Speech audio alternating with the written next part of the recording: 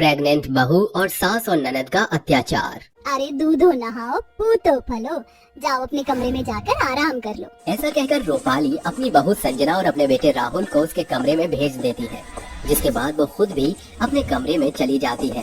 तभी रूपाली की बेटी निशा उसके कमरे में आती है और गुस्से से अपनी माँ रूपाली से कहती है, माँ आप ऐसा कैसे कर सकती हो? अरे आपने उस गवार लड़की को आशीर्वाद के साथ उसे भैया के कमरे में भेज दिया तो क्या करती?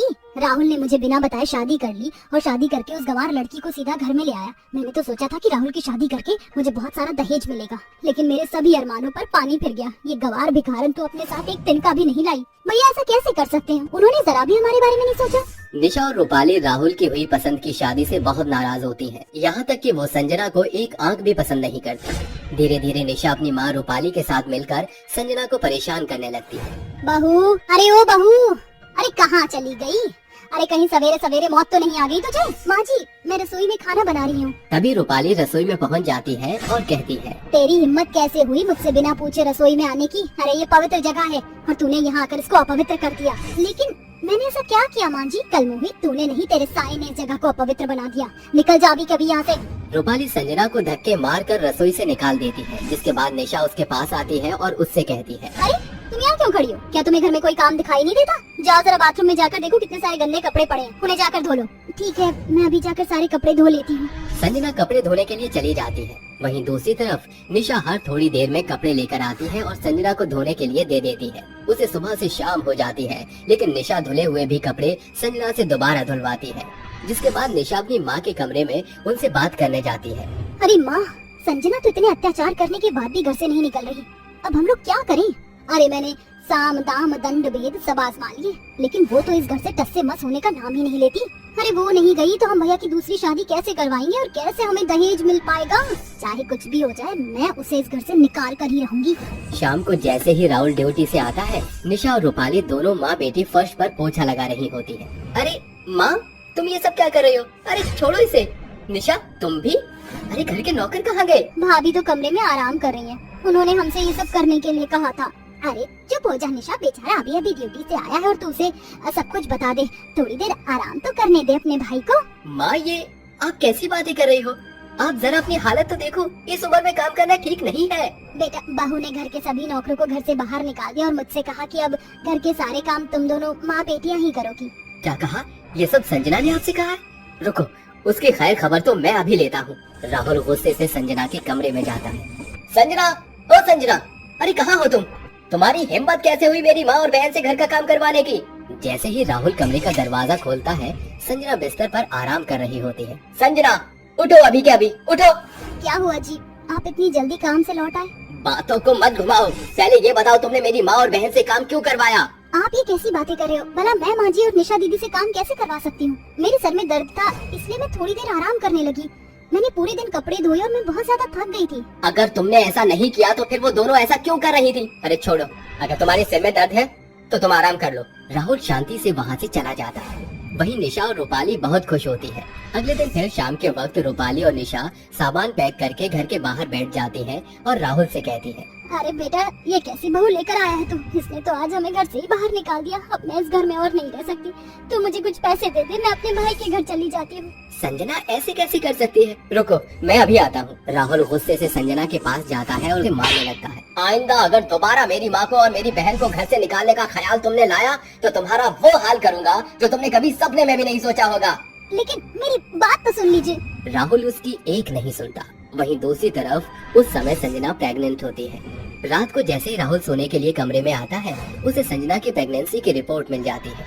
ये क्या, संजना प्रेग्नेंट है और इसने मुझे बताया भी नहीं? अगले ही दिन जैसे ही सवेरा होता है, राहुल संजना का अच्छे से ख्याल रखने लगता है।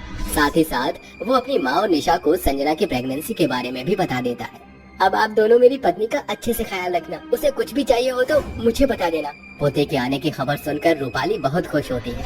ऐसे ही धीरे धीरे 6 महीने बीत जाते हैं, जिसके बाद एक दिन रूपाली संजना को हॉस्पिटल लेकर जाती है और उसका सोनोग्राफी टेस्ट कराती है, जिससे रूपाली को ये पता चल जाता है कि उसके पेट में उसका पोता नहीं पोती है। ये क्या, मैं तो सोच रही थी कि मनहूस मेरे पोते को जन्म देगी, लेकिन ये तो पेट में लड़की लेकर घूम रही है। अब मुझे कुछ ना कुछ तो करना ही होगा। मैं इसे और इसकी बेटी को बर्दाश्त नहीं कर पाऊंगी। रूपाली तुरंत निशा को कॉल करके उसे हॉस्पिटल बुला लेती है, जिसके बाद रूपाली अपनी बेटी निशा के साथ संजना को गाँव के पास वाले एक रेलवे स्टेशन पर ले जाती है। संजना अपनी सास रूपाली से कहती है, माँ जी हम यहाँ क्यों आए हैं? ये सुनते ही रूपाली और निशा उसे कस के पकड़ लेती है, जिसके बाद वो रेलवे स्टेशन की पटरी पर उसे बांधना शुरू कर देती है। उसे बांधते ही रूपाली उससे कहती है, मुझे लगा कि तेरे पेट में मेरा पोता है, लेकिन तू तो लड़की को जन्म देने वाली है और हमें अपने घर में कोई लड़की नहीं चाहिए, इसलिए अच्छा होगा कि तू अपनी लड़की के साथ यहाँ से हमेशा के लिए अलविदा हो जाए। ये सुनकर संजना रोने लगती है और रोते हुए कहती है, ऐसा मत कीजिए, मुझे और मेरी बेटी को मत मारिए। मैं आपके आगे विनती करती हूँ, हमें छोड़ दीजिए। कुछ ही देर में ट्रेन आने ही वाली होगी, जिसके बाद तू हमारी जिंदगी से हमेशा के लिए चली जाएगी। मैं तेरी आत्मा को मुक्ति मिलने की प्रार्थना करूंगी। तभी सामने से बहुत तेज ट्रेन आने लगती है। ट्रेन को देखकर संजना रोने लगती है। तभी वहाँ गांव के कुछ लोग राहुल के साथ पटरी पर पहुँच जाते हैं और तुरंत संजना को पटरी से खोल देते हैं, जिसके बाद पटरी से ट्रेन बहुत रफ्तार से गुजरती है, लेकिन संजना की जान बच जाती है, जिसके चलते निशा और रूपाली का सच राहुल के सामने आ जाता है और वो अपनी माँ और बहन से कहता है, अरे मुझे तो विश्वास ही नहीं होता माँ कि आप इतनी खुदगर्ज कैसे हो सकती हो। एक औरत होकर आपको औरत का दर्द नहीं नजर आया। मुझसे ही भूल हो गई आपको पहचानने में। आज के बाद हम दोनों आपके साथ कभी नहीं रहेंगे। ऐसा कहकर राहुल तुरंत पुलिस को कॉल करके अपनी बहन और अपनी माँ को गिरफ्तार करवा देता है, जिसके बाद वो अपनी जिंदगी एक नए सिरे से शुरू करता है और एक नया घर लेकर संजना के साथ खुशी खुशी रहने लगता है। कुछ ही महीने बाद संजना एक प्यारी सी बेटी को जन्म देती है। वहीं कुछ साल बाद संजना को एक प्यारा सा बेटा भी हो जाता है। अब संजना अपने छोटे से परिवार के साथ खुशी खुशी रहने लगती है। वहीं दूसरी तरफ रूपाली और निशा दोनों माँ बेटी जेल में चक्की पीस रही होती है। एक सास की 5 विधवा बहू। मानिकपुर गांव में रहने वाली मंजुला के 5 बेटे थे। उसका पति शोभनाथ पेशे से एक कपड़ा व्यापारी था। कुछ वर्षों पहले शोभनाथ का स्वर्गवास हो गया। समय के साथ मंजुला के सभी बेटे सयाने हो गए और उन्होंने अपने पिता के सीमित कपड़ों के कारोबार को बड़े उद्योग के कारखाने में शुमार कर दिया। पूरे गांव में उन्हीं के चर्चे हुआ करते थे। अरे मंजुला के 5 बेटों ने मिलकर उसका तो मान ही बढ़ा दिया है। पहले तो पिता के छोटे मोटे कारोबार को इतना फैलाया और उसी कमाई से इतना चौरस घर खड़ा कर दिया। 100% सच कहत गोपाल भाई। इतना अमीर रईस होवे के बजाय भी रत्ती भर का भी अहंकार नहीं मंजुला के मन में। जरूर पिछले जन्म में ये बहुत पुण्य किए होगी, तब ही जाके एक घोर कलयुग में एक 5 पांडव पुत्र का सौभाग्य प्राप्त हुआ है। ये तो रहे लोगों के विचार। आइए एक नजर मंजुला के सोचने के नजरिए पर प्रकाशित करते हैं। अरे मेरे 5 पांडवों, जरा यहाँ तो आना। माँ, कारखाने पर जाने के लिए देरी हो रही है, सांझ को बात हो सकती है। अरे काम काज के प्रति इतना भी क्या मशरूफ हो गए हो तुम लोग, जो पल भर के लिए अपनी माँ के पास नहीं बैठ सकते। राजेश भैया, आप माँ की बात सुन लो, हम चारों भाई कारखाने जा रहे हैं। अरे ठहरो, मुझे तुम 5 से बातचीत करनी है। ये तस्वीरें देखो, मैंने इन लड़कियों को तुम 5 भाइयों के लिए पसंद किया है। सभी खानदानी और रईस घराने की हैं। ऐसा सुनकर 5 भाई एक दूसरे का मुंह ताकने लगते हैं और प्रीतम कहता है, माँ, ऊपर वाले की दया से आपके 5 बेटे अपने पैरों पर खड़े हैं। शुरुआत से हम 5 भाई की सोच रही है कि हम किसी गरीब की बेटी का हाथ थामे। प्रीतम सही कह रहा है। अरे बोर आ गए हो तुम 5। अगर मैं किसी गरीब की बेटियों को ब्याह कर लाऊंगी तो लोग सैकड़ों बातें बनाएंगे। गरीब अमीर का कोई मेल नहीं। माँ, आपको जमाने की पड़ी है। जरा सोचिए, किसी गरीब की बेटियों का हाथ थामने से एक पिता को साहूकार का कर्जदार नहीं होना पड़ेगा। अपने 5 बेटों की बातें सुनकर मंजुला भावुक हो जाती है और कहती है, अरे ठीक है, अब बस भी करो। जब देखो 5 मिलकर पांडवों की तरह पाठ पढ़ाते हो। गरीब की बेटियों का ही बसेरा बनेगा यहाँ। खुश मंजुला अपने बेटों के ब्याह के लिए रिश्ते तलाशने लगती है। उसकी ये तलाश रामपुर गांव में रहने वाले गरीब भीमा की 5 बेटियों अनु, जूही, भार्गवी, संजना और मालविका पर खत्म होती है। बड़े ही धूमधाम से मंजुला अपने 5 बेटों का ब्याह रचाकर 5 बहुएं घर लाती है। मेरी 5 बहू, इस अक्षत कलश को अपना दाहिना पांव लगाकर गृह प्रवेश करो। थोड़ी देर में रस्में शुरू होती हैं, जहाँ झुमरी कहती है, अरे मंजुला, हम सब तो सोच रहे कि तुम जो इतना अमीर हो तो जरूर कोनो बड़े की बेटी के बहू बनाओगी, मगर तुम्हारे 5 बहू है तो बड़ी गरीब हैं। लगता है बेचारियों का बाप बड़ा गरीब था, तभी तो कुछ भी दान दहेज न दे सका। झुमरी की बातें पांचों बहुओं को झकझोर कर रख देती हैं, मगर सब कुछ इतने पर भी खत्म नहीं होता। झुमरी के जाते ही मंजुला अपनी बहुओं की गरीबी का बुरा बखान करते हुए कहती है, जाने कैसा भिखारी बाप है इनका। अरे पाव भर मिठाई भी संग नहीं भेज सका। कल सवेरे तक ये झुमरी झूम झूम कर पूरे गांव भर में ढिढोरा पीट देगी कि मेरी बहू गरीब घर से है। मंजुला की बातें सुनकर उसके बेटे कहते हैं, माँ, अभी हम पांचों की पत्नी को आए पल भर भी नहीं हुआ और आप इन बेचारियों को इतना कुछ कह रही हैं। मंजुला की कड़वी बोली उसकी बहुओं के दिलों को अंदर तक भेद रही होती है। देखते देखते दिन सप्ताह और सप्ताह महीने भर में बीत जाते हैं। एक सांझ झुमरी मंजुला के पास आती है। अरे मंजुला, गजब हुई गवा। अरे ऐसा भी क्या हो गया है जो तेरी सांसें ऊपर नीचे हो रही हैं? अरे तुम्हारे बेटों के कपड़े कारखाने में गंभीर आग लग गई है। तुम्हें 5वें बेटे कर्मचारी समेत ढेर हो गए। ये सुनकर मंजुला कारखाने की ओर दौड़ती है, जहाँ सब कुछ धू धू करके जल रहा होता है। अपने बेटे के जले हुए शव देखकर मंजुला स्तब्ध रह जाती है। बेटों की मौत उसको गहरे शोक में डाल देती है। कुछ दिन बाद हम बांचों के पति की मौत का सासू माँ को गहरा सदमा लगा है। उन्हें सदमे से उभरने के लिए हमको कुछ करना होगा। सासू माँ की खातिर वो कपड़ों का कारखाना महज एक कारोबार नहीं बल्कि माँ जी के खातिर सब कुछ था। सदमे में जाने के चलते सासू माँ शायद पुरानी स्मृतियों में जा चुकी है। सासू माँ को शायद इसका भी आभास नहीं कि उनकी 5 बहुएं विधवा हो चुकी हैं। चाहे कुछ भी हो जाए, अब हम 5 बहुएं साथ मिलकर सासू माँ को इस सदमे के समंदर से बाहर निकाल कर ही रहेंगे। इसके खातिर हम उस कारखाने को पुनः खड़ा करेंगे। मंजुला को शोक से बाहर लाने के लिए उसकी 5 विधवा बहुएं हिम्मत और मेहनत के प्रति बांध कर नए सिरे से शुरुआत करती हैं। हमारे पति जितना भी पैसा छोड़कर गए थे वो तो कारखाने की बिगड़ी दशा सुधारने में लग गए। अब आगे क्या होगा? उसका भी बंदोबस्त हो जाएगा। मगर कैसे? अरे माँ जी ने हम 5 बहुओं को मुंह दिखाई में सोने के पुश्तैनी जेवर दिए थे। सासू माँ ने वो पुश्तैनी जेवर हमें संभालने को दिए थे। अनु, हम 5 विधवा हो चुकी हैं, पहले ही अपने पतियों को खो चुकी हैं। अगर सासू माँ को सदमे से बाहर लाना है तो इस कारखाने की काया पलट करनी ही होगी, जो बिना पैसे के संभव नहीं। 5 घर आकर अपने गहनों को निकालती हैं और जो ही कहती है, अगर जेवर से पूर्ति ना हो तो ये मंगलसूत्र भी मोल में दे देना। इनका अब हम विधवाओं के जीवन में क्या काम।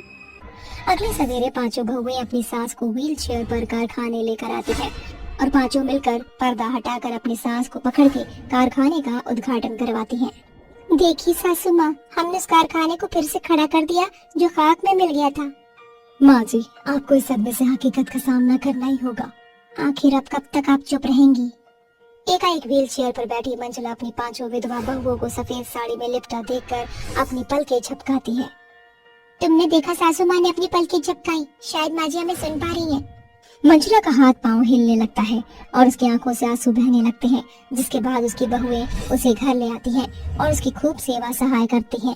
1 सप्ताह बाद एकाएक मंजुला अपनी कुर्सी पर खड़ी हो जाती है। ये देखकर मंजुला की 5 बहुओं की खुशी का ठिकाना नहीं रहता। अरे देखो बहनों, सासू माँ अपने पैरों पर खड़ी है। ईश्वर तेरा लाख लाख शुक्र है जो सासू माँ सदमे से बाहर आ गई। मैं तुम 5 के प्यार के लायक नहीं। मैंने तुम 5 पर कितनी ज्यादतियां की है, तुम्हें नीचा दिखाया, मगर तुमने उफ तक नहीं किया। एक बेवा का जीवन कितना बुरा होता है, इस दौर से मैं सालों पहले गुजर चुकी हूँ। अगर तुम 5 चाहती तो मेरे बेटे के जाने के बाद चली जाती, मगर तुम 5 ने विधवा होने के बाद भी मेरे लिए इस दहलीज को पार नहीं किया और मुझे सदमे के समंदर से निकाल लाई। एकाएक पूरा गांव मंजुला को बात करते हुए सुनता है और झुमरी कहती है, अरे मंजुला, सारी गलती सरासर हमारी है। अगर हम वो रोज फूट ना डालती तो तुम अपनी पोतहू को प्यार से रखती। वो कहता है ना, सच्चे हीरे की परख जौहरी को होती है, और हम तो झुमरी हैं। झुमरी की बात पर पूरा गांव हंस पड़ता है और मंजुला अपनी 5 विधवा बहुओं को गले से लगाकर कहती है, मेरी प्यारी बहू, आज से ये मंजुला सास बनकर नहीं, माँ बनकर अपने बेटों से बढ़कर प्यार रखेगी। इस कहानी से हमें ये सीख मिलती है कि अक्सर सुख में सभी साथी बनते हैं, मगर जो इंसान आपके दुख दर्द में साझेदारी दिखाए वो खास होता है। मंजुला की 5 बहुएं पति को खोने के बावजूद भी अंत तक सास के संग बनी रहीं, जो रिश्तों के प्रति उनकी बड़ी प्रीति को दर्शाता है। एक सास की 5 काली बहुएं। रमा रूप रंग से गोरी चिट्टी थी, इसलिए अपने 5 बेटे के लिए उसे बहू भी बिल्कुल वैसी ही चाहिए थी। तभी उसके दोस्त की पति ब्रिजपाल एक पुराने वादे को पूरा करने आता है और कहता है, अरे रमा बहन, आप तो जानती हैं मेरी 5 बेटियां और आपके बेटे बड़े हो चुके हैं, तो आज इस वादे को पूरा कर लेते हैं। कैसा वादा भाई साहब? अरे रमा बहन, याद है आपको? अरे बचपन में जब हमारी बिटिया आपके बेटों के साथ खेलती थी और आप लाड़ दुलार करती थी और भाई साहब ने कहा था कि आप दोस्ती को रिश्तेदारी में बदलना चाहते हैं। हाँ भाई, हमारी बेटियां आपके घर की बहू बनेंगी। ये क्या बात कर रहे हैं आप भाई साहब? और अगर वो वादा भी था तो मैं नहीं मानती। मैं अपने गोरे गोरे बेटों की शादी आपकी काली बेटियों से नहीं करूंगी। अरे कहाँ मेरे बेटे, कहाँ आपकी बेटियां? वादे की आड़ में आप अपनी काली बेटियों को मेरे बेटों के पल्ले बांधना चाहते हैं। बहन जी, आप कैसी बातें कर रही हैं? वो तो अच्छा हुआ मुझे आपका असली चेहरा अभी पता चल गया, वरना न जाने मेरी बेटियों की शादी आपके बेटों से हो जाती तो आप कैसा बर्ताव करती। मैं खुद ही ये रिश्ता तोड़ता हूँ। हाँ हाँ, जाइए जाइए। बड़ा आए थे मेरे बेटों को फंसाने के लिए। जहाँ ब्रिजपाल को फटकार कर निकाल देती है, वहीं वो रमा के पांचों बेटे उनकी बात सुन लेते हैं और कहते हैं, भाई अब क्या होगा? हम पांचों तो ब्रिजपाल अंकल की बेटियों से ही प्यार करते हैं। हम उनके रंग रूप से नहीं बल्कि मीठी बातों से फर्क पड़ता है। अब क्या करें? अरे करना क्या है, पिताजी का वादा और जुबान थी कि वो इस पागल की बेटियों से ही करेंगे, उसे तो हम तोड़ नहीं सकते। और माँ ने जिस तरीके से अंकल से बात की है, उसके लिए हम पांचों को उन्हें मनाना पड़ेगा और विश्वास दिलाना पड़ेगा कि उनकी बेटियों का हम बहुत अच्छे से ख्याल रखेंगे। हाँ श्रवण भैया, हमें उनसे माफी मांगनी चाहिए। श्रवण का जैसा नाम था बिल्कुल वैसा ही उसका स्वभाव भी था। उसकी बात सुनकर सारे भाई ब्रिजपाल के पास जाते हैं और उनसे अपनी बात करके माफी मांगते हैं। अरे नहीं नहीं, मुझे तुम्हारे घर में अपनी बेटियों को नहीं भेजना है। तुम्हारी रमा जी ने मुझसे बहुत गलत तरीके से बात की है। अंकल, इस बार हमारी सही से बात सुन लीजिए, आपको शिकायत का कोई मौका नहीं मिलेगा। हम आपकी बेटियों से प्रेम करते हैं, उनके साथ ऐसा कुछ भी दुर्व्यवहार नहीं करने देंगे। प्लीज हमारा विश्वास कीजिए। हाँ अंकल, हम पांचों भाई पिताजी की जुबान को पूरी करने आए हैं और हम आपसे वादा करते हैं कि आपकी बेटियों को बहुत खुश रखेंगे। हमें उनके रंग से कोई प्रभाव नहीं पड़ता है। क्या सच में तुम पांचों मेरी पांचों बेटियों से शादी करोगे? जी अंकल। तो ठीक है। निशा, रजनी, शालिनी, काजल, माया, अरे जल्दी आओ और दामाद जी को खिलाओ पिलाओ। पांचों लड़कियां ये बात सुनकर शर्मा जाती हैं और अपने होने वाले पतियों को खाना पीना परोसती हैं। अगले दिन पांचों बेटे ब्रजपाल की काली बेटियों से शादी करके चौखट पर आ जाते हैं। अरे लगता है मेरे पांचों बेटे आ गए, आज उनकी मनपसंद चीज खिलाऊंगी। जैसे ही रमा दरवाजा खोलती है तो पांचों को वरमाला में देखकर हक्की बक्की रह जाती है और गुस्से से कहती है, ये क्या? मोहन, शुभम, श्रवण, विपिन, नवीन, ये सब क्या है? तुम पांचों ने शादी कर ली, वो भी उस ब्रजपाल की काली लड़कियों से। मना किया था ना मैंने, फिर भी अपनी माँ की जुबान को लांघ दिया तुमने। माँ पिताजी की जुबान थी इसलिए हमने शादी करी, और हम पांचों बचपन से ही ब्रज अंकल की बेटियों से प्रेम करते हैं, तो उन्हें छोड़ भी नहीं सकते थे। बच्चों, मुझे तुमसे ये उम्मीद नहीं थी। जब अपना ही खोटा सिक्का है तो क्या कर सकते हैं। बेमन से रमा उन काली बहुओं की आरती उतारकर जैसे ही गृह प्रवेश कराती है तो घर की बत्ती गुल हो जाती है। ये देखकर रमा कहती है, लो, बस यही कमी रह गई थी। इन काली बहुओं के आते ही घर में भी काला अंधेरा हो गया। और लाओ इन पांचों को, आज तो बस बत्ती गुल हुई है, कल से ना जाने क्या होगा। माँ जी, आप ऐसा मत सोचिए, हम आपको शिकायत का कोई भी मौका नहीं देंगे। आपका सारा काम अच्छे से करेंगे, आपको कुछ भी करने की जरूरत नहीं है। तभी पांचों बेटे अपने फोन की फ्लैश लाइट जलाते हैं और अंदर जाते हैं। अगले दिन पांचों बहुएं मिल बांटकर घर का काम करती हैं। एक खाना बनाती है, दूसरी साफ सफाई, तीसरी कपड़े धोती है, चौथी बर्तन साफ करती है और पांचवी अपनी सास के पैर दबा रही थी। तभी निशा चाय नाश्ता लेकर रमा के पास आती है। माँ जी, नाश्ता कर लीजिए, मैंने अपने हाथों से बनाया है। अच्छा, घर में पैरों से बनाती थी क्या? हाथों से ही बनता है खाना तो। मेरा मतलब, मैंने आपके लिए दाल का चीला बनाया है, आप चखिए, ये चटनी के साथ लाई हूँ। तू जा, मैं खा लूंगी। खाना तो अच्छा बनाया है, अब क्या नुक्स निकालूं। माँ जी, दीदी ने खाना कैसा बनाया है? ठीक ठाक है। अरे देखो जरा, इन्होंने साफ सफाई भी की है या नहीं। ये कहते ही रमा बाहर जाकर देखती है तो पूरा हॉल साफ सफाई से चमक रहा था। वहीं कपड़े देखने जाती है तो सारे कपड़े भी सूखे थे। रसोई में जाती है तो सारा खाना बना हुआ था और काजल बर्तन साफ कर रही थी। अरे माँ जी, आप दीदी ने खाना बना दिया है, बस बर्तन और है, बस वो हो जाएंगे। तू खुद तो काले तवे जैसी है, तो फिर ये तवा तुझसे कैसे साफ होगा। माँ जी, आप हमें ऐसा क्यों बोल रही हैं? इसमें हमारा क्या कसूर? अगर हम जन्म से ही काली हैं तो हमारा भी तो दिल होता है, हमें भी दुख होता है। तुम